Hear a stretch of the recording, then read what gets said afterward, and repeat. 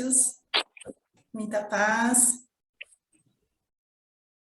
Então vamos lá, né? Estamos aqui nessa noite, reunidos com o Geraldinho, que vai compartilhar com a gente aí a sua experiência, as suas informações, o seu conhecimento em relação ao nosso querido Chico Xavier. A live se trata aí das vidas de Chico, e então, mais uma vez, boa noite a todos que estão aqui, né, na live. A live também vai ficar gravada. E é isso, quem quiser fazer perguntas, tá? Pode perguntar aqui pelo chat, a gente vai interagindo. E é isso, vamos dar início então. Obrigado então, Gabriela. É um prazer estar aí com vocês em Bebedouro, falando sobre o tema As Vidas de Chico Xavier.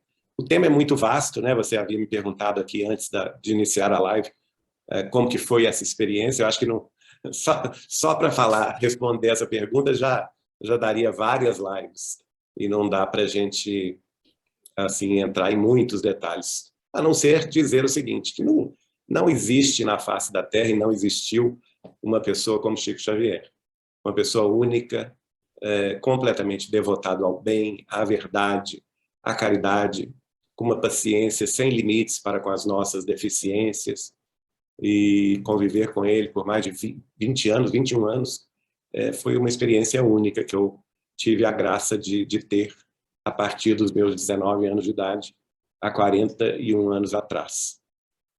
Então, eu só tenho gratidão, eu só tenho dizer que meu coração é agradecido a Deus, à vida maior, por me proporcionar essa oportunidade única. Eu posso imaginar quanta contribuição, quanto aprendizado aí através do exemplo, né, Geraldinho? O exemplo de Chico Xavier é assim, um exemplo imorredouro, né? Vai ficar para os séculos, sim, porque ele deixou um rastro de luz, de amor, de caridade e de instrução. Porque agora, em 2022, nós já catalogamos 537 livros da sua lavra mediúnica. Então, veja bem, mesmo a gente que é devotada à pesquisa, ao estudo da obra dele, a gente não leu tudo isso. E sempre, toda semana, eu me deparo com um detalhe, com uma mensagem que eu não tinha ainda estudado ou lido. Então, uma obra muito vasta, que certamente ficará muitos e muitos anos, décadas e séculos nos instruindo para a vida superior. Muito bem. Vamos entrar um pouquinho agora no tema, né, de fato, da live. Então, a gente vai falar das vidas dele, das experiências dele, né, desse espírito. Pode começar, Geraldinho, o que podemos falar, né, sobre essas experiências do Chico? A gente vai trazer aqui algumas reflexões para que as pessoas possam raciocinar comigo sobre essas revelações. Porque muita gente pergunta, mas de onde vocês tiraram essas revelações? Então, é claro que essas revelações não foram dadas prontas. Elas são fruto de estudos aí desses últimos 41 anos. E da convivência, não somente minha, mas de diversos amigos e companheiros de Chico Xavier, cada um deles enfocando, estudando um determinado tema e sendo despertado por isto. É importante dizer, por exemplo, que o próprio Mestre Jesus, quando estava na Terra, ensinando aí os seus primeiros discípulos sobre o caminho da verdade e da vida, ele não se identificou como Cristo, vejam bem. Ele deixou que as próprias pessoas que o seguissem se apercebessem disso. E tanto é que nos evangelhos mostra lá que, em determinado momento, os discípulos de Jesus, ou seja, aqueles que eram mais próximos de Jesus, cada um falava uma coisa. Uns diziam que Jesus era Elias, outro dizia que Jesus era Isaías.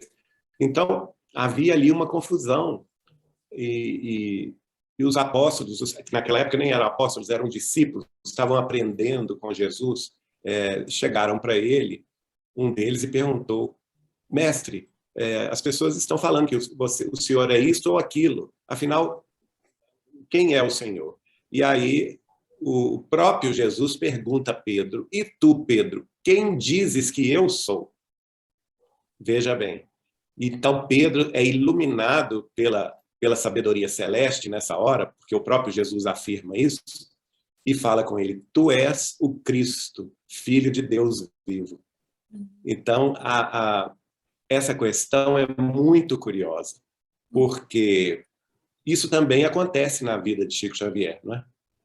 A gente sabe que há muita controvérsia sobre quem foi Chico Xavier, mas, inegavelmente, aquelas pessoas que realmente conviviam com Chico Xavier, que desfrutavam da sua intimidade, especialmente nesses últimos 40 anos, de alguma forma, elas acordaram para a realidade da altura espiritual de Chico Xavier, que, a princípio, os primeiros companheiros de Chico, ou amigos de Chico Xavier, da época dele, de Pedro Leopoldo, não se apercebiam, porque o Chico ele se fazia tão humilde, tão pequeno, né? Ele fazia questão de tomar os últimos lugares, de se colocar como um cisco, não é? Como uma pessoa sem importância alguma, e ele tentou esconder a sua própria elevação espiritual.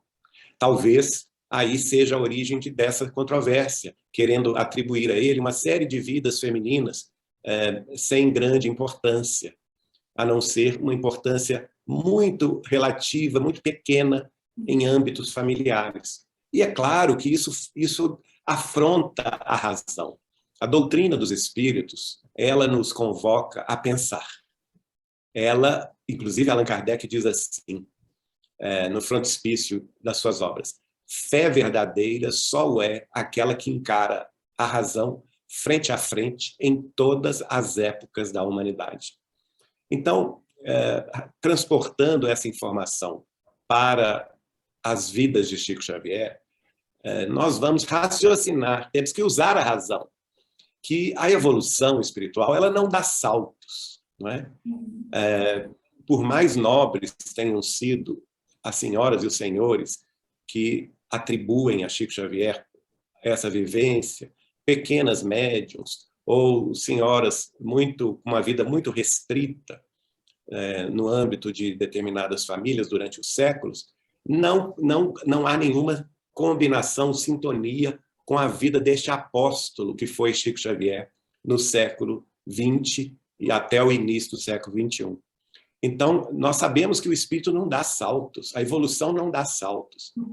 A evolução é algo que é construída ao longo de milênios, ao longo de sacrifícios, de renúncias extremas, ao longo de testemunhos espirituais gigantescos, para que se vá solidificando, né, nesses espíritos missionários, este padrão evangélico de vivência que Chico Xavier viveu na sua máxima plenitude. Qual de nós pode afirmar com grau de certeza que Chico Xavier era um espírito comum? Algum de nós pode dizer isso com sinceridade? Ah, não, Chico é um médium comum, um médium como outro qualquer. Como eu já ouvi palestrantes, até ilustres, falando essa bobagem imensurável. Como assim? Médium qualquer, médium comum? Médium comum somos nós, espíritos humanos comuns, sem nenhuma elevação espiritual. A vida de Chico Xavier mostra exatamente o contrário. Mostra um padrão evangélico de vivência, de exemplos, de testemunhos, de renúncias crísticas, não humanas, porque a tarefa dele, durante os 92 anos de existência, de 1910 até 2002, foi, e principalmente nos 75 anos em que se dedicou à mediunidade cristã, espírita cristã, foi uma vida de um apóstolo do Cristo.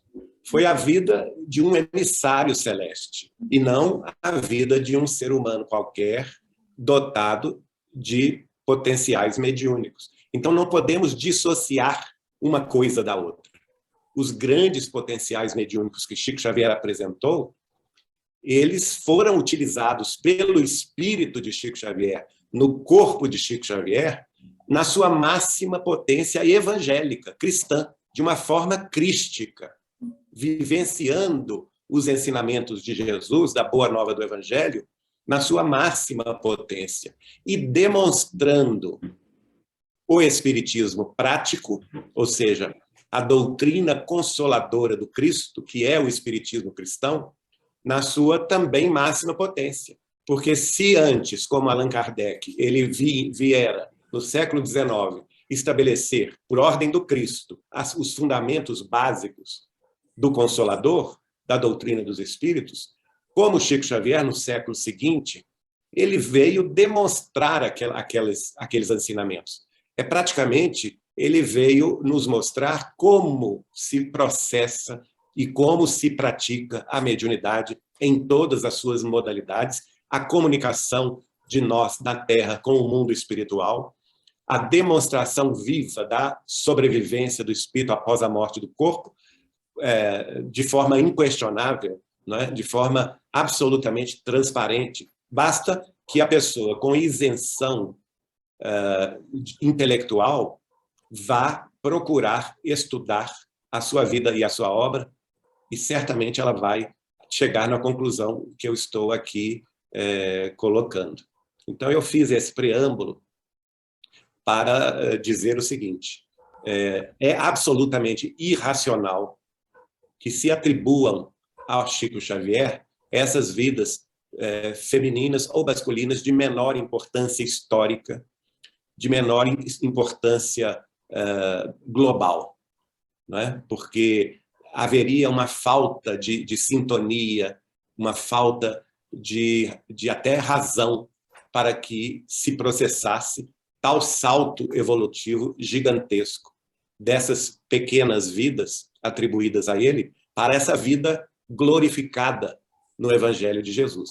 E é por isso que a gente conclui, sem sombra de dúvida, que ele só pode ter sido um dos apóstolos do Cristo, que conviveu diretamente com Jesus de Nazaré, quando Jesus de Nazaré estava entre nós, na Galileia, na Judéia, há 2000 anos atrás. Vejam bem, e eu identifico Chico Xavier como João Evangelista, o apóstolo que se chamava o apóstolo querido, ou o discípulo amado, ele próprio se denominava assim, quando escreve o seu evangelho e quando escreve as suas cartas, e também quando é escolhido por Jesus para receber o livro profético da revelação do futuro da humanidade, que é o último livro do Novo Testamento, denominado Apocalipse, não é? Então, vejam bem, por que Jesus vai escolher justamente João Evangelista para a revelação profética do futuro? É o que nós vamos refletir hoje. Primeiro, porque de todos os discípulos de Jesus, a sua história, nós vamos ver que era o que tinha mais recursos mediúnicos. Então, não havia acaso aí, não é? Ele tinha a facilidade de lidar com recursos mediúnicos, tanto de escrita, quanto de fala, psicofonia, quanto de profecia, que é a mediunidade de presciência, o desdobramento espiritual e outras mais. Então, vejamos o seguinte: no Evangelho de João, que é o evangelho escrito por ele próprio, no seu último capítulo 21, lá no finalzinho, ele dá uma dica. Por quê? Ele diz assim, que ele estava conversando com Jesus, Jesus materializado depois da sua crucificação, era a última aparição de Jesus perante os seus discípulos, e ele estava conversando e Pedro fica enciumado da conversa, e se aproxima, e o Pedro disse para Jesus: Senhor, qual é o destino deste? Né? Quer dizer, qual seria o destino de João Evangelista? E disse-lhe Jesus: se é a minha vontade que ele fique até que eu venha, que te importa a ti? Segue-me tu. Jesus mostrando aí que as tarefas eram diferentes, distintas. A tarefa de Pedro era uma, e não importava a Pedro a tarefa que ele estava dando ali naquele momento a João Evangelista, não é? E o próprio João Evangelista comenta o seguinte: espalhou-se então esse dito entre os irmãos, que aquele discípulo, ou seja, ele próprio, não morreria. Jesus, porém, não lhe disse: não morrerás, senão eu quero que ele fique até que eu venha. Que te importa a ti? E aí ele dá testemunho dessa conversa, ele diz assim: este é aquele discípulo que dá testemunho dessas coisas e que as escreveu, e nós sabemos que é verdadeiro o seu testemunho. Há, porém, muitas outras coisas que fez Jesus, as quais, se fossem escritas uma por uma, creio que nem no mundo todo caberiam os livros que devessem ser escritos, que delas se houvessem de escrever. Olha só que maravilha. Então, primeiro, Jesus revela a João Evangelista que ele estava partindo para a vida mais alta. Ele tinha mais o que fazer nos planos siderais divinos. Mas ele entrega a terra a João Evangelista. E ele pede a João Evangelista que fique na terra, até que ele pudesse voltar, até que Jesus pudesse voltar. Ora, nós sabemos que, do ponto de vista físico, isso é impossível, não é? Ele não poderia ficar vivendo milhares de anos. A vida física tem uma limitação. Mas, com a chave do Espiritismo, que é a reencarnação, fica perfeitamente lógica esta permanência de João Evangelista entre nós. E ele próprio dá a dica, como que ele seria reconhecido, falando em livros. Vejam bem, João Evangelista fala em livros. Vamos fazer agora uma digressão histórica. Quantos livros João Evangelista escreveu? Como apóstolo, ele escreveu o Evangelho, 3 cartas ou epístolas e o livro do Apocalipse, ou das Revelações, segundo a tradução inglesa. Então, ele escreveu 5 livros. Mas ele próprio diz: Jesus, porém, fez tantas mais coisas que, se fossem escritas, todas elas, nem nos livros do mundo inteiro as caberiam, não é? Agora vamos vê-lo como Allan Kardec, no século XIX, na França. Quantos livros Allan Kardec escreveu? 5 obras básicas. Interessante, ele começa com 5 obras básicas. Mas se colocarmos um ano de uma revista espírita como um volume, um livro, são mais 12 livros. E mais 16 livros subsidiários, no total de 33 livros.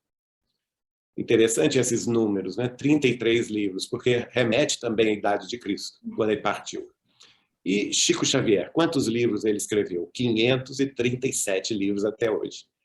Né? Nós, na Casa de Chico Xavier, já catalogamos, agora com o lançamento do livro Cândida Missão, que é o livro de número 537, em maio deste ano, é uma obra vastíssima. Então, vejam bem, ela vai crescendo em projeção geométrica. Então, tudo leva a crer mesmo que essa questão de Chico Xavier ser, de fato, João Evangelista, não nos deixa sombra de dúvida.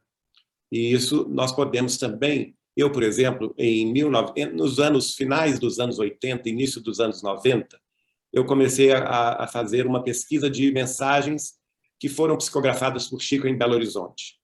E nós lançamos, pela União Espírita Mineira, em 1992, uma biografia que é o livro Chico Xavier, Mandato de Amor. E o interessante é que eu fui o organizador da obra, e essa obra foi publicada no dia 8 de julho de 1992, então há 30 anos atrás, não é isso?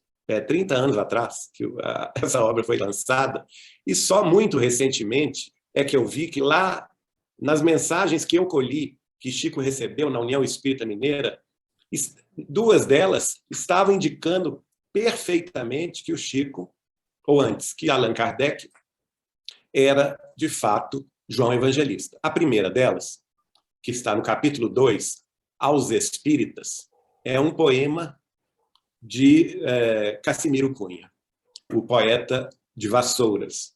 E lá, Cassimiro Cunha, no dia que as pessoas da União Espírita Mineira estavam comemorando o aniversário de Allan Kardec, de morte de Allan Kardec, 31 de março de 1938, ele escreve, através do Chico, o seguinte: guarda o discípulo amado no templo do coração. Ele foi o mensageiro do Espírito da Verdade. Então, veja bem, nitidamente, a reunião era para se comemorar Allan Kardec, o codificador da doutrina espírita, e nesta reunião, Cassimiro Cunha, em homenageando Allan Kardec, se refere a Allan Kardec como discípulo amado. Quem é o discípulo amado do Cristo? João Evangelista. Então, a decorrência da lógica é esta. Não tem como fugir disso.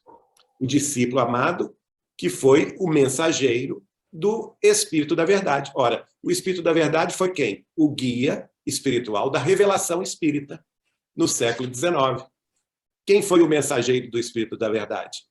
Allan Kardec, que na Terra, como professor Leon Denisard Rivail, a partir dos seus 50 anos, começou a estudar os fenômenos das mesas girantes, das batidas, dos efeitos físicos, as manifestações dos espíritos, e depois de estudá-las, vai codificar essa doutrina maravilhosa, porque ele vai entender claramente que todo efeito tem uma causa, e todo efeito inteligente tem uma causa inteligente.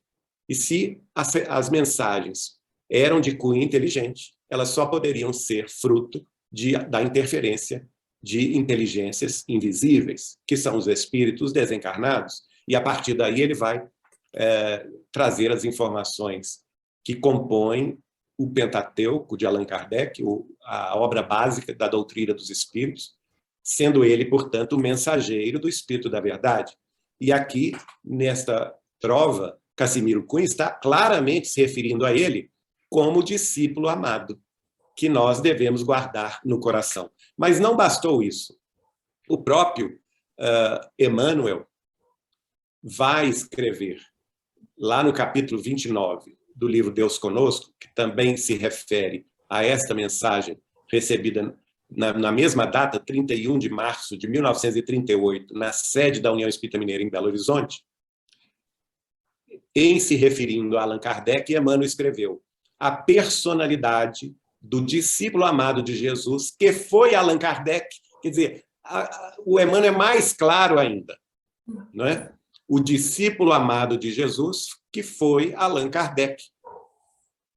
Ele está claramente ligando Kardec e João Evangelista como sendo o mesmo espírito em épocas distintas. Tanto é que ele completa dizendo: a personalidade do discípulo amado de Jesus, que foi Allan Kardec, foi lembrada por vós com as mais doces comemorações. Vejam bem.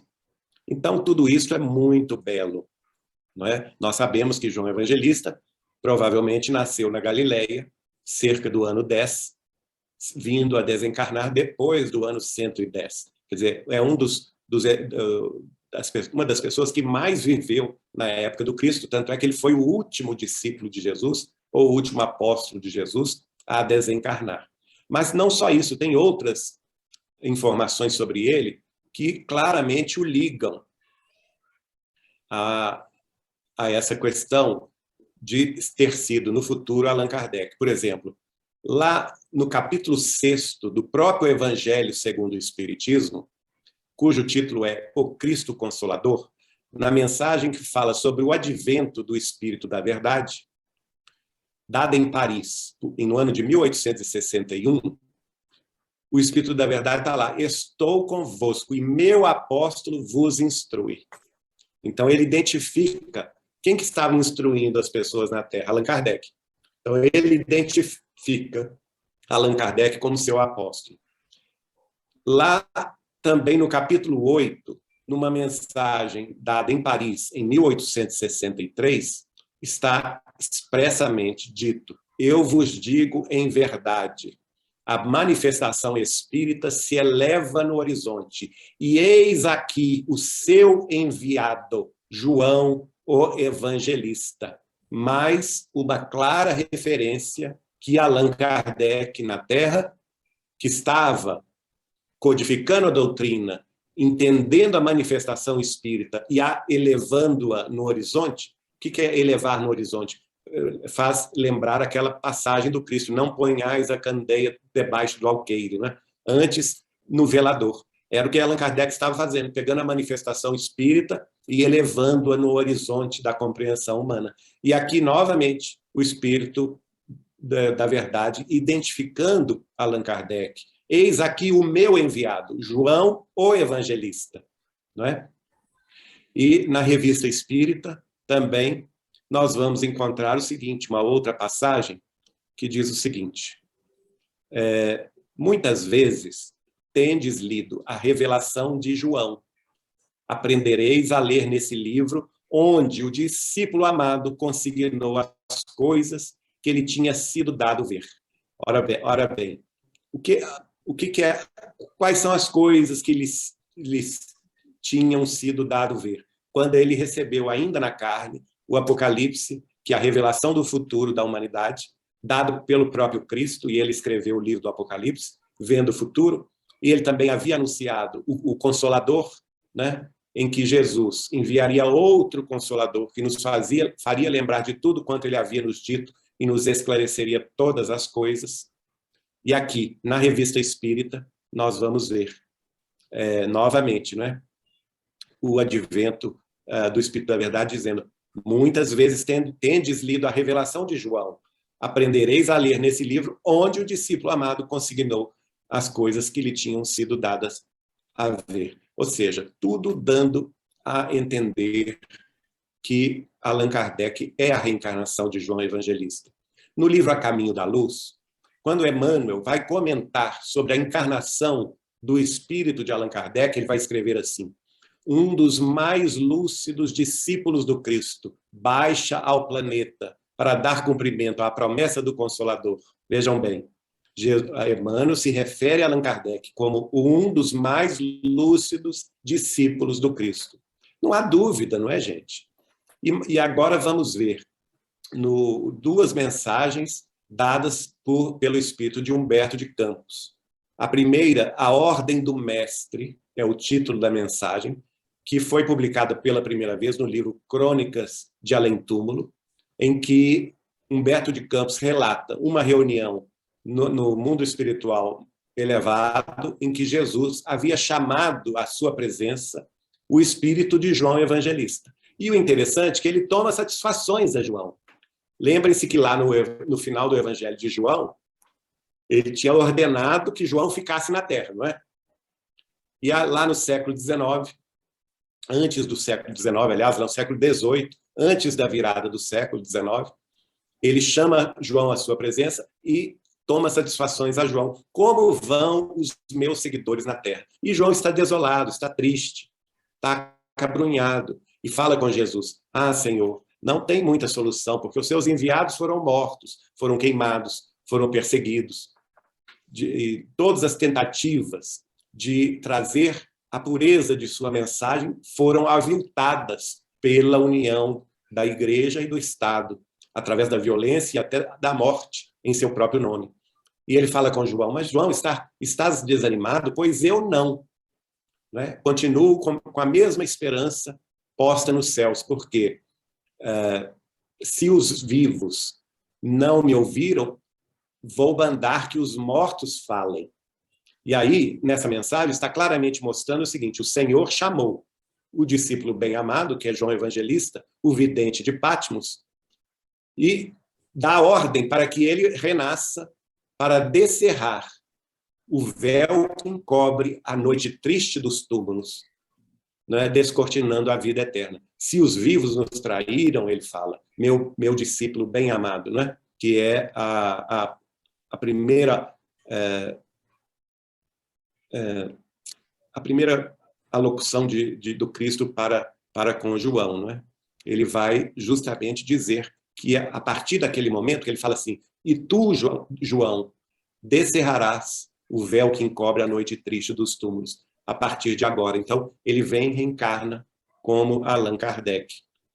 Então, são muitas as questões que ligam a figura de Allan Kardec, que nós sabemos ser Chico Xavier, eu posso daqui a pouco entrar nesse assunto, e a figura de João Evangelista. Aí alguns vão perguntar: mas lá no frontispício do Prolegômenos está constante que João Evangelista é um dos espíritos, da falange do Espírito da Verdade. Claro que ele é. Ele estava encarnado na Terra como João Evangelista, encarnado na pele de Allan Kardec. Ele fazia parte, só que ele estava encarnado. Ah, mas existem mensagens de João Evangelista na codificação. Existem. E tem explicações muito claras sobre isso. A primeira delas está na pergunta 505 do Livro dos Espíritos, quando Allan Kardec pergunta o seguinte: os espíritos que assinam, os espíritos cuja personalidades são reconhecidamente elevados pela comunidade terrestre e assinam algumas mensagens espirituais, são mesmo esses espíritos que se comunicam? E a resposta dos espíritos superiores é clara: não. Às vezes, é a própria vontade do médium de receber tal espírito que coloca o nome dele lá. Está lá. Pergunta 505 do Livro dos Espíritos. E outras vezes, ainda explica o seguinte, outras vezes, não é o próprio espírito, mas um espírito de elevação semelhante que toma aquele nome apenas para frisar a elevação da mensagem. Há também outra terceira possibilidade, que é o seguinte, que, aliás, o pesquisador italiano Ernesto Bosano estudou muito bem, escreveu um livro sobre isso, que os nossos amigos podem baixar na internet, porque o PDF está livre, é o livro Comunicações Mediúnicas entre Vivos, ou seja, é perfeitamente possível pessoas encarnadas se comunicarem mediunicamente.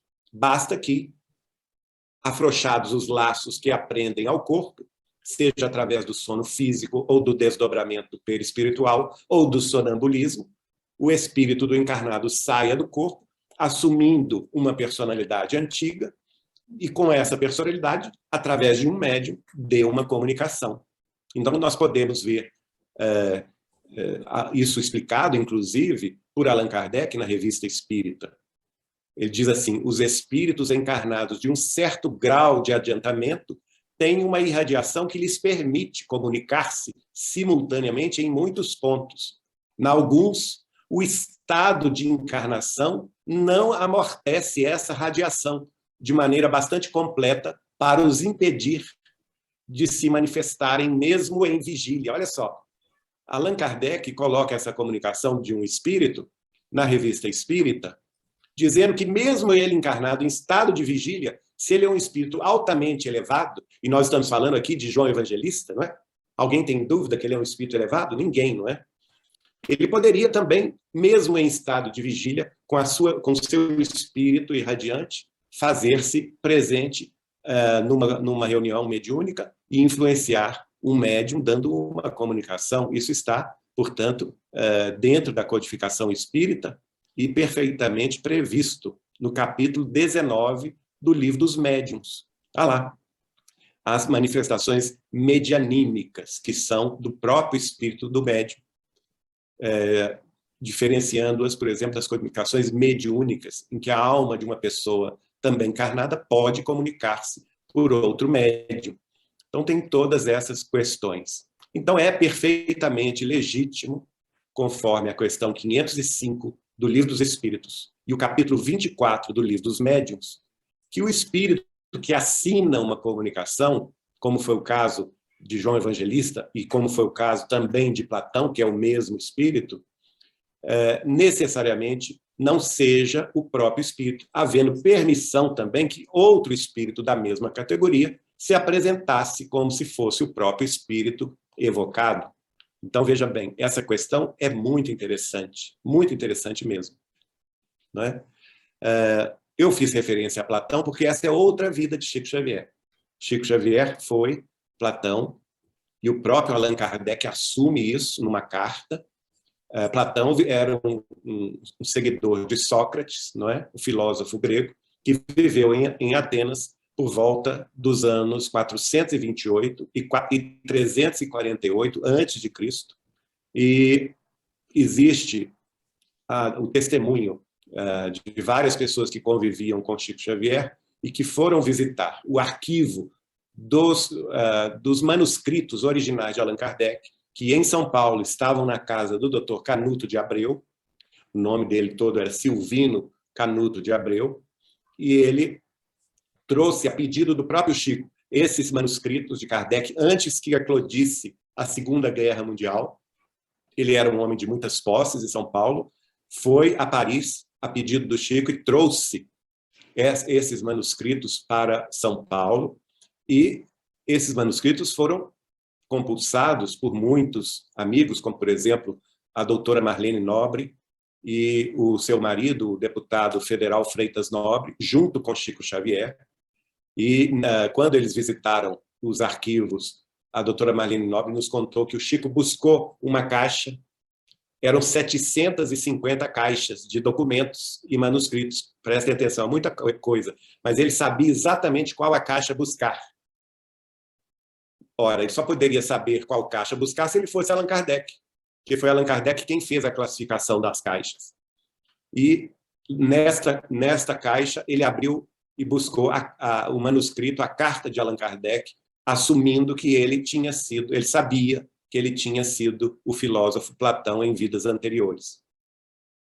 E esse material hoje é perfeitamente estudado e acessado, porque está na Fundação Espírita André Luiz, mantida pelo grupo Boa Nova de Guarulhos, em São Paulo, sob os auspícios da curadoria de um grande pesquisador que está, naturalmente, trazendo tudo isso à tona. E certamente será também escaneado, eles estão fazendo toda a tradução do francês para o português, né? Outro casal também que participou dessas visitas foi o casal Galves, Nena Galves e Francisco Galves, com Chico Xavier, na casa do Canuto Abreu.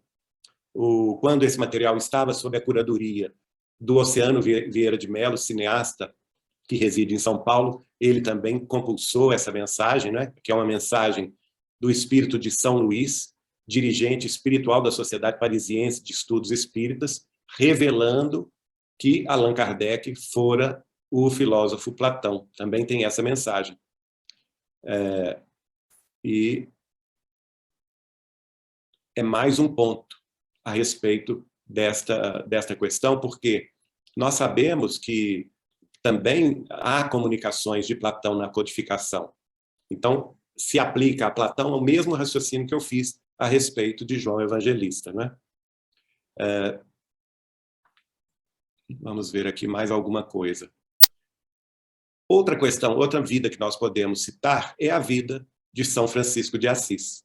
Porque o próprio Chico revela, num dos livros do nosso querido Adelino da Silveira, e eu tenho aqui a dizer o seguinte: todos os livros que Adelino da Silveira, que são livros biográficos, que Adelino da Silveira, grande amigo de Chico Xavier a partir de 1969, escreveu vários livros, né, sobre Chico, um deles, Minutos com Chico Xavier, Chico de Francisco, Kardec prossegue. Num desses livros, o próprio Chico afirma que ele está de acordo com a informação espiritual de Emmanuel, no livro A Caminho da Luz, de que São Francisco de Assis era a reencarnação do apóstolo João Evangelista. Porque isso inicialmente está no livro A Caminho da Luz, quando Emmanuel afirma que Jesus chamou João Evangelista de novo à Terra para resgatar a originalidade, a pureza, a simplicidade da igreja que havia se desviado dos fundamentos cristãos, né? E assim Francisco de Assis nasce em Assis, na Itália, por isso que ele é chamado de Francisco de Assis, no dia 3 de outubro de 1182, olha só, 3 de outubro, a mesma data que no século XIX, 3 de outubro de 1804, vai nascer Allan Kardec. Vejam bem as ligações, né? E ele vai viver também até 3 de outubro de 1226. E sobre ele, quer dizer, até nem tenho o que falar, porque todo mundo conhece a vida de Francisco de Assis, a humildade dele, não é? A dedicação aos pobres, a caridade, ele que se devotava em acolher os leprosos. E lá no Deus Conosco, de Emmanuel, que é um livro que nós publicamos, das mensagens que Emmanuel escreveu através do Chico, no culto do Evangelho no Lar da Fazenda Modelo, onde ele trabalhava, da família Joviano, em determinado momento, Emmanuel chama a atenção do Chico para ele, porque o Chico estava com a ideia de abandonar tudo e se mudar para um leprosário nos arredores de Belo Horizonte, uma casa de rancenianos, para cuidar deles. Veja bem como que veio aquele impulso de Francisco de Assis dentro do próprio Chico, né? E o Emmanuel repreende, dizendo que ele não podia fazer isso nessa vida, que ele já tinha feito isso, que ele já tinha se dedicado a essa tarefa, e que nesta vida específica ele fora chamado à Terra para outra função. E ele não poderia se aproximar dos rancenianos e viver com eles, porque provavelmente ele não daria conta do seu compromisso mediúnico, que era muito mais importante hoje curar as almas pelo esclarecimento e pela consolação do livro espírita do que os corpos físicos. curados dos doentes pela hanseníase. Vejam bem, outro detalhe muito interessante, reafirmando aí a sintonia entre Chico Xavier e João Evangelista, e como eu havia dito antes, entre João Evangelista e Allan Kardec, e entre João Evangelista e São Francisco de Assis. Então, são assim, detalhes muito importantes que nós temos que usar a razão para fundamentar as nossas conclusões. Eu lembro aqui também outra mensagem do espírito de Humberto de Campos, que está no livro Lázaro Redivivo, e ele vai identificar na mensagem que João Evangelista é o discípulo amado. Então, não há dúvida, né? Ele fala, quando João, o discípulo amado, veio ter com Maria. Então, porque há pessoas que falam assim, mas quem garante que o discípulo amado é João Evangelista? Poxa vida, o próprio João Evangelista se chama de discípulo amado, né? E esse trecho que eu li agora, o próprio Humberto de Campos também chama João Evangelista de o discípulo amado. E assim vamos vendo. No livro, eu já falei do livro A Caminho da Luz, né, um dos maiores apóstolos de Jesus, quando ele fala sobre Francisco de Assis, ele vai falar, Emmanuel escreve no A Caminho da Luz, um dos maiores apóstolos de Jesus, desceu a carne com o nome de Francisco de Assis. Então está aí a informação. E no livro do Adelino, que é o Kardec Prossegue, o Chico confirmando, a elevação de Francisco de Assis foi a continuidade da obra de João Evangelista. Então, o apóstolo que foi Francisco de Assis está perfeitamente identificado pelo próprio Chico, né? Então, é uma questão que nos, vamos dizer assim, nos encanta a todos. Eu quero trazer aqui o livro, que o título é Francisco de Assis, de um grande médium de Belo Horizonte, muito amigo do Chico Xavier, que é João Nunes Maia. E nesse livro, chama-se Francisco de Assis, ele também assume essa tese, ele mostra, primeiro o livro começa com a vida de João Evangelista, e depois a segunda parte é a vida de Francisco de Assis.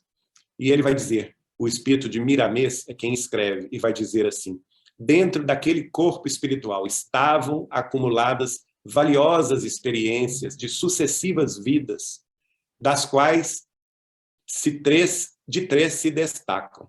A de profeta, a de apóstolo e a de santo. Aí isso tudo eu estou trazendo para quê? Para buscar, então, outra vida de Chico Xavier como profeta. Porque nós já sabemos qual vida de santo ele viveu, a vida de Francisco de Assis. Qual vida de apóstolo ele viveu? A vida de João Evangelista. Mas qual que é a vida de profeta? É o profeta Daniel. Se nós formos estudar a fundo a vida de Daniel, a gente vai ver que ele também, de todos os profetas hebraicos, é o que tinha maior mediunidade.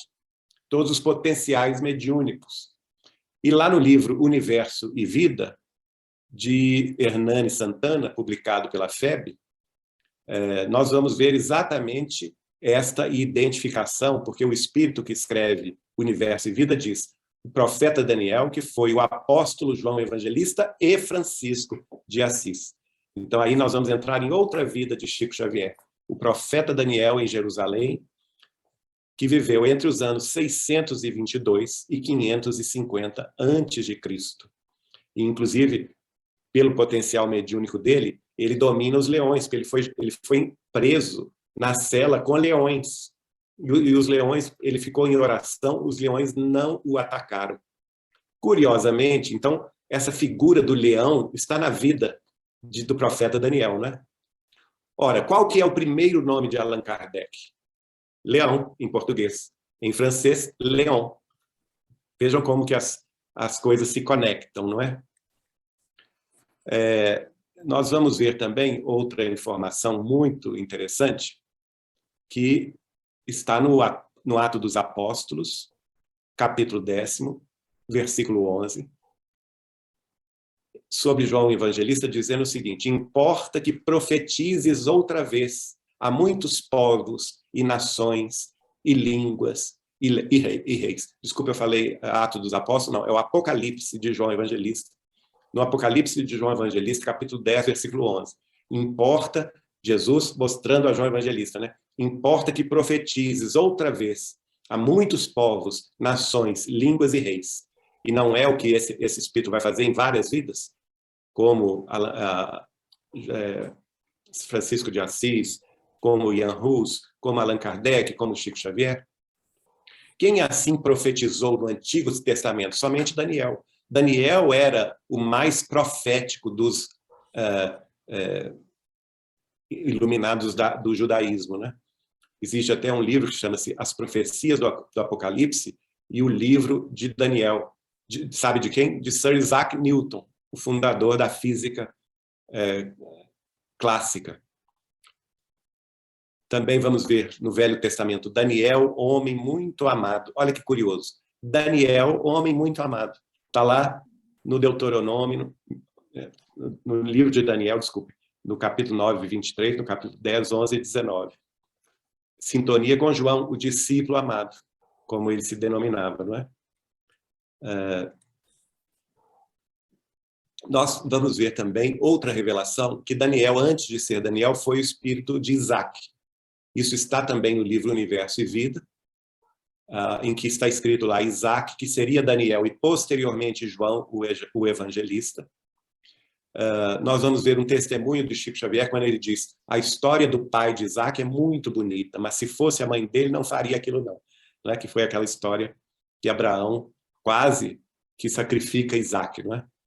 E então temos essa vida de Isaac, que é o profeta que viveu na cidade de Canaã, cerca de 1896 a.C.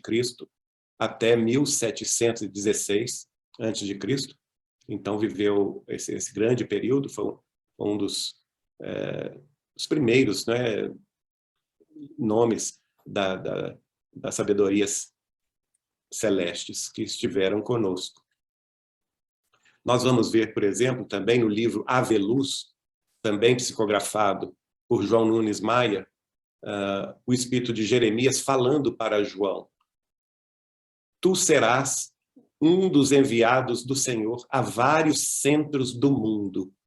Passarás inúmeras provações de todos os tipos.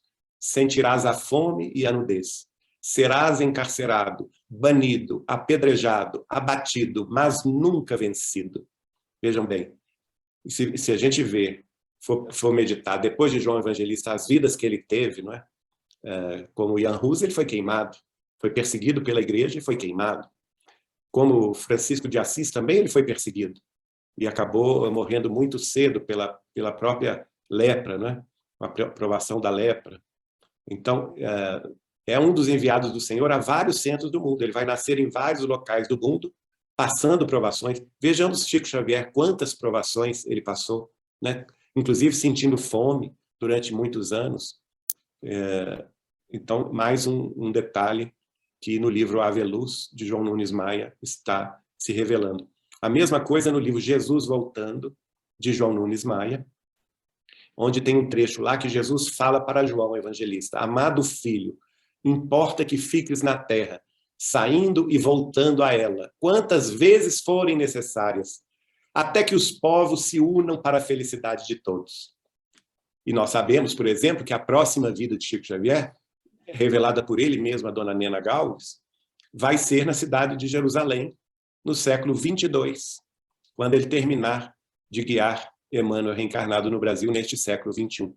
Então, veja, ele sempre está a serviço do Cristo, não é? Saindo e voltando da Terra, quantas vezes são necessárias, até que nós todos tenhamos Jesus em nossos corações.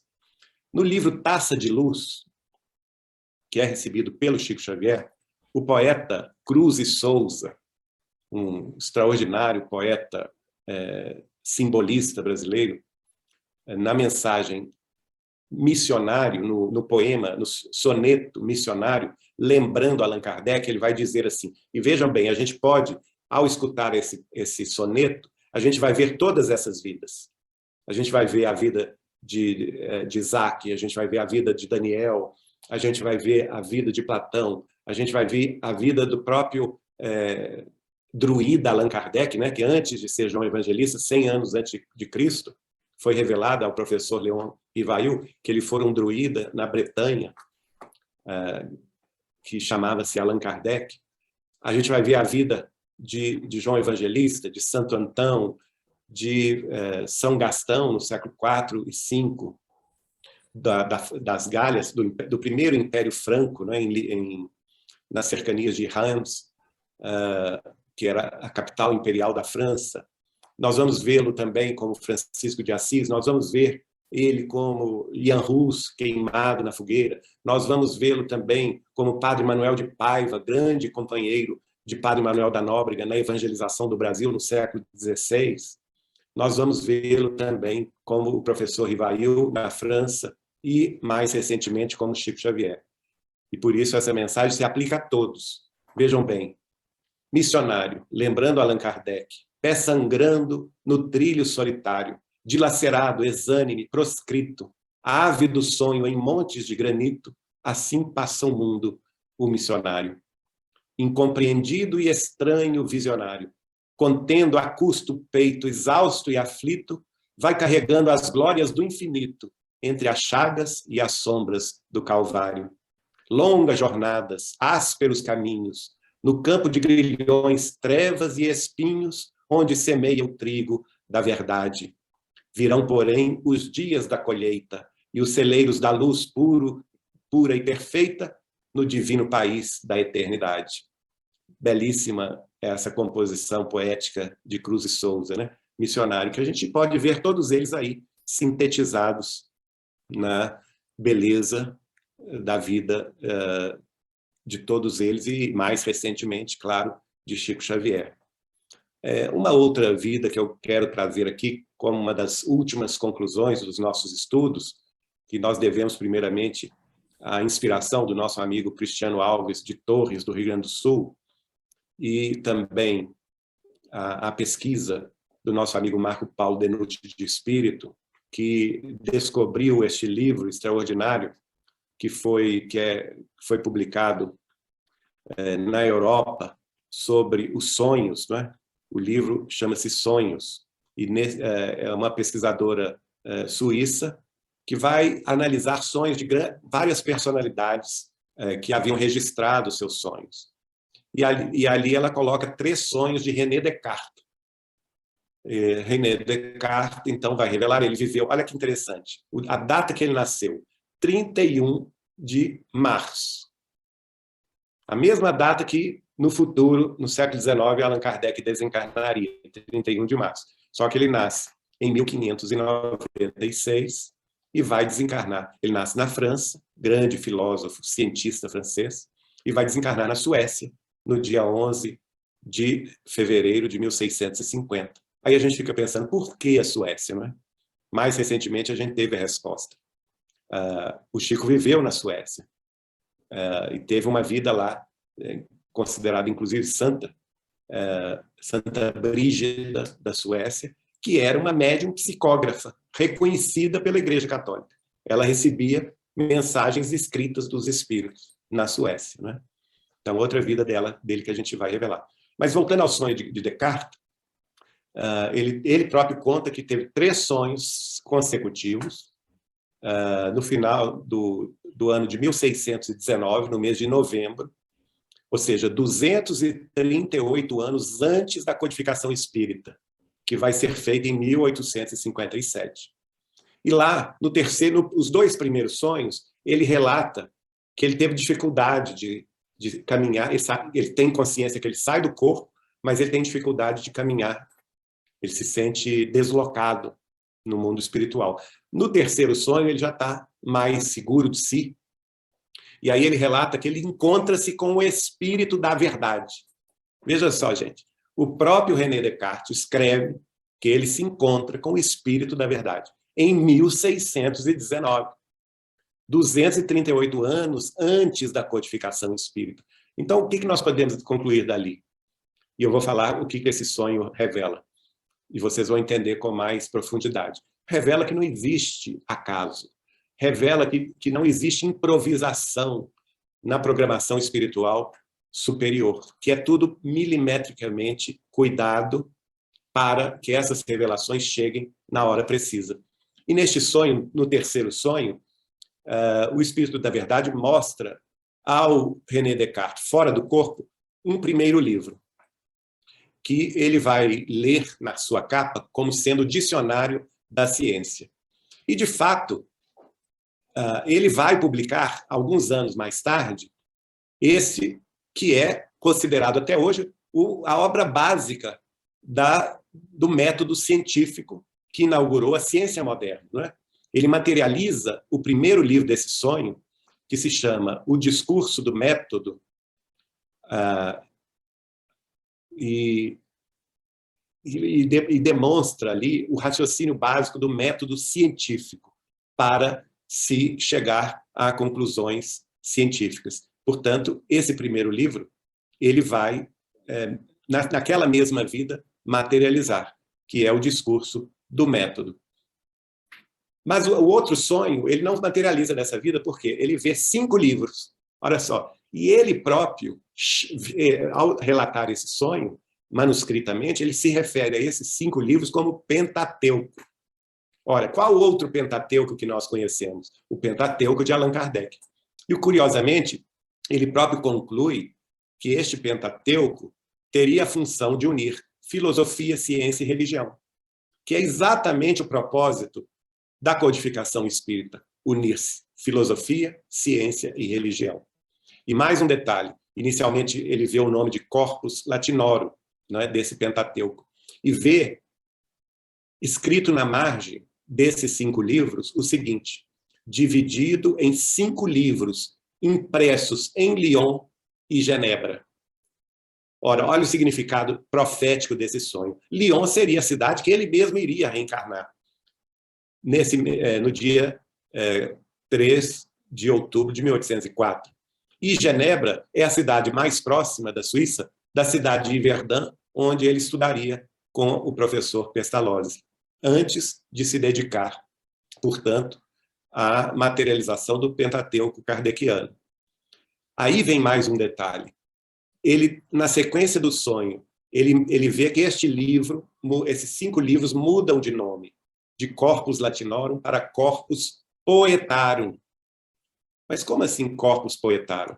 Nós sabemos que a codificação espírita, os 5 primeiros livros foram o Livro dos Espíritos, o Livro dos Médiuns, o Evangelho segundo o Espiritismo, o Céu e o Inferno, a Gênese, os Milagres e as Predições segundo o Espiritismo. E Chico Xavier, qual que é a relação de Chico Xavier com isso? O livro Parnaso de Além Túmulo. É o Corpus Poetarum. Por quê?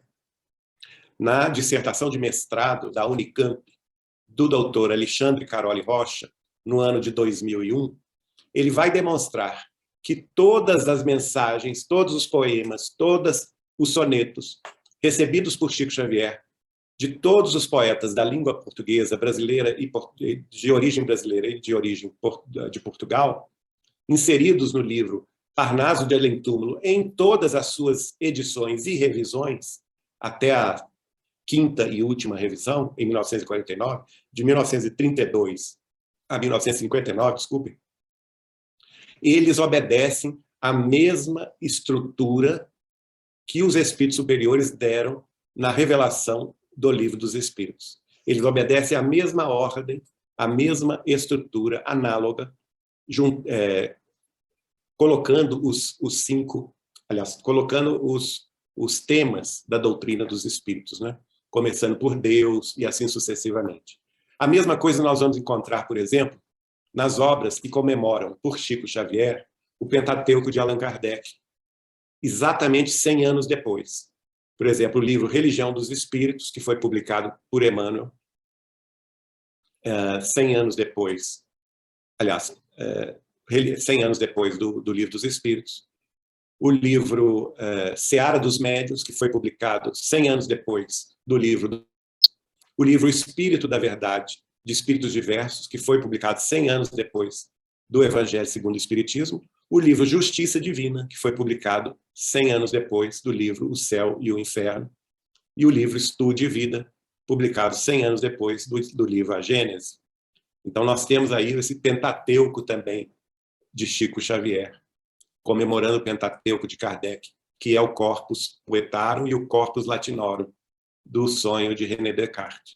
E temos também o Pentateuco das obras de Emmanuel, que não são romances épicos, resgatando a história do cristianismo, a história da vida superior na Terra, a começar de há 2000 anos, 50 anos depois, não é?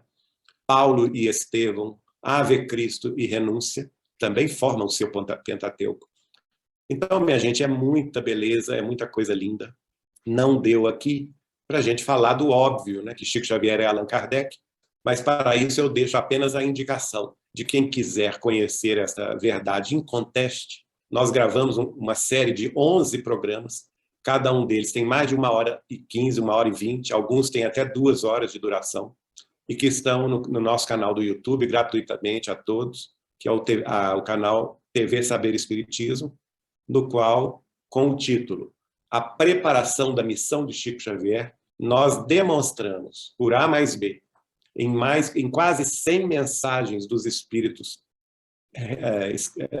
que se manifestaram através de mais de 30 médiuns, desde o século XIX até hoje, em diversas cidades, em diversos médiuns, por diversos espíritos, demonstrando a realidade que a missão de Allan Kardec não se circunscreveria àquela primeira parte, como codificador da doutrina espírita, e o próprio Espírito da Verdade revelando a ele que, se fosse possível ele ficar na Terra 200 anos, ele ficaria. Mas como isso era impossível, fisicamente falando, seria necessário que ele terminasse a confecção do seu último livro, que foi a Gênese, e retornasse ao mundo espiritual por um pouco, para, então, voltar à Terra e completar a sua missão. E, de fato, o próprio Kardec vai escrever nesse item que chama-se Minha Missão, que está no Obras Póstumas, de Allan Kardec, ele próprio concluindo, partindo do pressuposto que todos que desencarnamos temos uma fase de adaptação no mundo espiritual. E, a partir daí, temos que nos preparar e nos fortalecer no mundo espiritual para retornar à Terra, preparando uma nova vida. Julgo que estarei de volta à carne, provavelmente no final deste século XIX, ou no mais tardar, no início do século próximo, que seria o século XX. E um detalhe, né, gente? Allan Kardec morreu em Paris no dia 31 de março de 1869 e foi enterrado no cemitério de Montmartre, em Paris, no dia 2 de abril de 1869. E é exatamente neste dia, 2 de abril de 1910, que ele retorna à carne, na pessoa de Chico Xavier, Francisco de Paula Cândido, mais tarde conhecido como Francisco Cândido Xavier. Em uma entrevista, já publicada em livro, do Dr. Elias Barbosa, perguntou-se ao Chico Xavier quanto tempo ele ficou no mundo espiritual se preparando para esta vida, como Chico Xavier. E ele respondeu, 40 anos. Claríssimo, né, gente? 40 anos. 1869, mais 40 anos, 1909. Ele nasceu em abril de 1810. Nós temos que considerar aí os 9 meses de gestação. Então, de fato, ele reencarnou 40 anos depois do seu desencarne em Paris, em 1869. Então, a gente encerra aqui as nossas colocações, convidando-os a todos a conhecer essas maravilhas da reencarnação, e nós, espíritas cristãos, como minoria muito mínima aqui no Ocidente, nós somos praticamente a única, vamos dizer assim, a única escola religiosa que assume publicamente a reencarnação como um dos seus princípios básicos. Então, nós temos, sim, obrigação de estudar a reencarnação em casos práticos, tão claros, tão explícitos, como esses que eu citei, para demonstrar, sim, que nós, espíritos humanos, precisamos reencarnar século a século para o nosso próprio aperfeiçoamento moral. E, se não for assim, se nós não pudermos estudar, especular, trazer à lume essas realidades implícitas nas revelações espirituais, quem no Ocidente haveria de fazê-lo? Cabe a nós, espíritas, sim, estudar o fenômeno da reencarnação, que é uma realidade fundamental, um dos princípios fundamentais e básicos da doutrina dos espíritos. Muito obrigado aí a você, viu? A Gabriela Dutra, a todos os amigos do seu canal, e convidamos a todos a fazer esse estudo profundo conosco, não somente aí nessa live, mas principalmente em todas que já tratamos deste tema no YouTube da TV Saber Espiritismo. Eu que agradeço, Geraldo, agradeço a todos, né, que acompanhou aqui. É uma noite muito agradável, com tantas informações, falando de um ser realmente iluminado, como o Geraldo começou a live, né, dizendo, ele não é um simples médium, né, o Chico, ele veio aí de vários processos, olha quantas experiências, né, grandes experiências que ele teve para chegar aqui, como conhecemos, com tanta sabedoria, com tanto amor, uma vida de doação, né, e com tanta simplicidade. Então, realmente a gente tem muita coisa aí para agradecer ao Chico, né, não só nessa experiência, mas toda a experiência humana que ele contribuiu. Muito obrigada, Geraldo, mais uma vez, obrigada a todos, e espero vê-lo em breve, Geraldo, novamente. Obrigado, querida. Grande abraço a todos. Até a próxima. Até. Tchau, tchau, gente.